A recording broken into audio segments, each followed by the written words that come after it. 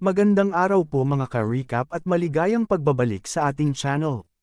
Ngayon naman po ay ating ipagpapatuloy ang kwento ni Disciple Pedro at ang bakbakan nila ni Disciple Johan o mas kilala na si Alipid. Nagkaharap na nga si Pedro at Alipid sa isang armory sa ika-21 na palapag ng gusali ng DH Group. At doon ay hindi inaasahan ni Pedro ang gagawin ni Alipid. Pinindot niya ang remote control na hawak-awak at agad na sumabog ang bomba. Isang malaking pagsabog ang nakita sa gusali ng DH Group. Sinabi ni Alipid na ito lang ba ang kayang gawin ni Pedro? Mukhang nagpapanggap lang siyang malakas pero mukhang hindi naman daw. O baka mali lang ang pagkakakilala niya sa tao na yon. Sigurado din siya na si Sun Go ay hindi si Pedro. Dahil kung nandito si Pedro ngayon, ay siguradong napaka-cool niya. Habang si Sun Go naman ay napaluhod at nanginginig dahil sa lakas ng pagsabog at dala na rin ng galit. Alam niyang malupit si Alipid pero hindi niya akalain na ito lang ang kaya niyang gawin. Biglang nagsalita si Pedro at tinanong si Alipid kung alam daw ba niya ang ginawa niya ngayon. Siyempre alam daw niya, sagot ni Alipid. Ang ulo daw ni Choi Yun-chang ay sumabog na at namatay. Sa tingin daw ba niya ay kaya ng babaeng nagngangalang Ji-won na mapigilan yon. Kung iisipin daw ito ni Sun Go ay mas mararamdaman niya ang sakit. Pareho daw silang dalawa ni Sun Go na may malaking ego. May naisip daw siya at gustong-gusto niya itong ipakita kay Sun Go. Biglang sumabog at nabasag ang mga bumbilya at namatay ang mga ilaw. Gustong iparamdam ni Alipid kay Sun Go ang kawalan ng pag-asa. Simula ngayon, ito ay magiging isang buong bagong level na. Mararanasan daw ni Kim Sun Go ang hindi lubos maisip na mga sakit. Sa gitna ng kadiliman, pinipilit ni Pedro na pakiramdaman ang lahat. Iniisip at inaalala niya ang mga nangyari at ang sitwasyon nang mamatay ang orihinal na Disciple Johan. Nilabanan din niya si Alipid sa madilim na lugar. Kahit gumamit pa ng isang night vision si Johan, hindi pa rin ito gumana dahil gumagamit si Alipid ng isang espesyal na damit para hindi makita ang init ng katawan niya. Kung ganito ang sitwasyon, kailangan niyang gumamit ng paraan maliban sa pag-detect sa init ng katawan. Kung handa daw si Alipid, kahit liwanag ay kaya niyang pigilan. Mas magiging komplikado daw ang sitwasyon ngayon. Biglang tinanong siya ni Alipid kung ano daw ang ginagawa niya. Inaantok daw ba siya? Biglang sumugod si Alipid kay Kim Sun Go nang napakabilis. Hindi pa daw siya nagsisimula. Tinapon niya ang mga maliliit na kutsilyo kay Sun Go. Tinamaan si Sun Go. Hindi daw niya alam kung saan daw ito nanggagaling. Kahit sa simula pa lang, hindi na niya alam kung nasaan si Alipid. Biglang nagsalita si Alipid, hindi rin daw pala espesyal si Sun Go. Kahit siya ay wala ding magawa sa dilim. Ito ay dahil isa lang din siyang mababang tao.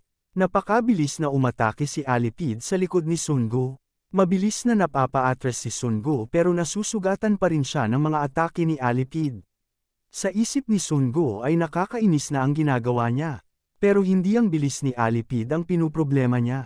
Kung gusto daw niyang mahuli at matalo ang taong ito, kailangan niyang mapigilan ang pinakamalakas na sandata nito. Ang echolocation. Susubukan daw niyang hulihin ang taong ito. Pero ang problema ay wala siyang makita. Pakiramdam ni Pedro ay parang nilalamon siya ng kadiliman. Para bang hinihila siya pababa sa isang kumaunoy. Kung ganoon, ang tanging paraan ay magpanggap siya na wala talaga siyang nakikita. Hihintayin niyang mas lumapit ang kalaban sa kanya at sa kanya ito huhulihin. Sinubukang tumakbo ni Sun Go pero sinabi ni Alipid na wala pa rin itong kwenta. Sa kasamaang palad, kahit saan pa daw magtago si Sun Go, kahit ano pa ang kanyang gawin, lahat na bagay ay makikita niya. Patuloy ang malalakas na atake ni Alipid kay Sun Go. Tinamaan niya rin ito ng kanyang sipa. Napa-atras si Sun Go sa isang pader. Pinipigilan niya lang kanyang galit at nag-iisip ng paraan. Sinabi ni Alipid na malaki ang pinagkaiba niya kaysa noong nasa elevator sila. Mas kalmado daw si Sun Go ngayon at tahimik. O baka puro salita lang daw talaga siya. Napabuntong hininga na lang si Sun Go at sinabi na sa wakas ay nandito na rin sila. Ano daw ang sinasabi niyang sa wakas, tanong ni Alipid. Inaamin daw ni Sun Go na masyadong delikado si Alipid. Ito ang unang pagkakataon na nakakita siya lumalaban ng ganito sa dilim. Pero ang sandata daw niya ay dito na magtatapos. Biglang sinindihan ni Pedro ang isang hand flare. Ito na daw ang tamang oras para siya naman ang magsimula. Nalito naman si Alipid kung ano ang ibig sabihin ni Sungo o seryoso daw ba talaga ito. Biglang naputol ang hand flare ni Sungo matapos tinapon ni Alipid ang isang kutsilyo dito. Agad na namatay ang apoy at dumilim muli ang paligid. Natawa si Alipid dahil akala niya ay isang espesyal na kalaban si Sungo pero ang pag-amit pa daw talaga ng flare ang naisip niyang paraan. Sa tingin daw ba niya ay makakalaban siya sa kanya gamit lang ito? Natawa din si Pedro. Sinabi niya kay Alipid na dapat daw ay parating patapusin ang kanyang kalaban kapag nagsasalita ng Korean. Ano daw ang ibig niyang sabihin?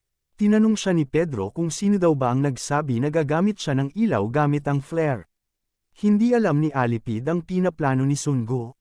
Ayon kay Sungo, ang echolocation sa dilim ay ang kakayahan ni Alipid na tumutulong sa kanya para malaman ang mga bagay-bagay sa paligid gamit ang echo. Pero sa kabilang banda, may malaki daw itong kahinaan. Isang halimbawa na lang, ang iba't ibang wavelength ng echo. Ano daw kaya sa tingin niya ang mangyayari kung ganito ang sitwasyon? Biglang lumabas ang tubig sa sprinkler ng gusali. Hindi mapakali si Alipid. Hindi daw ito maaaring mangyari.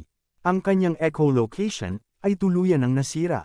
Simula pa lang daw na pumasok sa kwarto si Sungo, walang tigil siya sa pagtingin sa paligid. At ito pala ay para hanapin ang smoke detector. Sa huli, ang lahat na ginawa ni Sungo ay para harangan ang paningin niya. Pero kahit ganito na ang sitwasyon ni Alipid ay napangiti pa rin siya.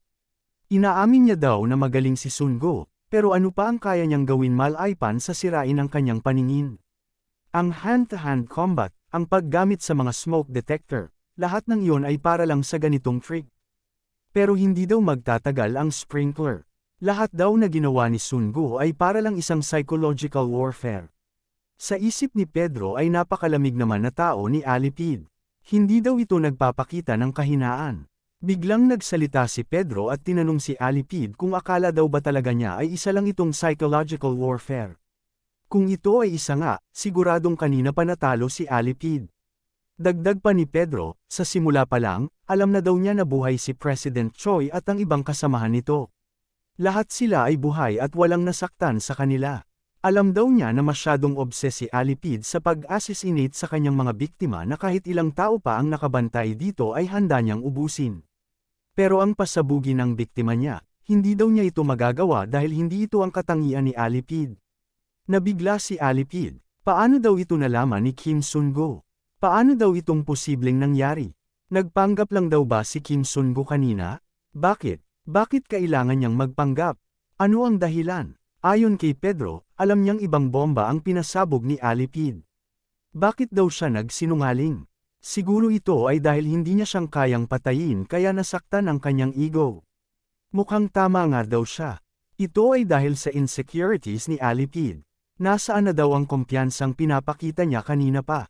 Nakakatawa lang daw dahil ang malungkot na ekspresyon sa mukha ni Alipid ay tila bagay sa kanyang magandang mukha. Galit na galit si Alipid sa pinagsasabi ni Pedro sa kanya. Wala daw siyang alam tungkol sa kanya kaya manahimik siya. Hindi alam ng mga normal na tao ang mga salitang mahirap niya intindihin. Noong bata pa si Alipid ay mahilig siyang mag-alaga ng rabbit. Kinukutsa siya ng ibang mga bata sa ampunan na kamukha niya ito.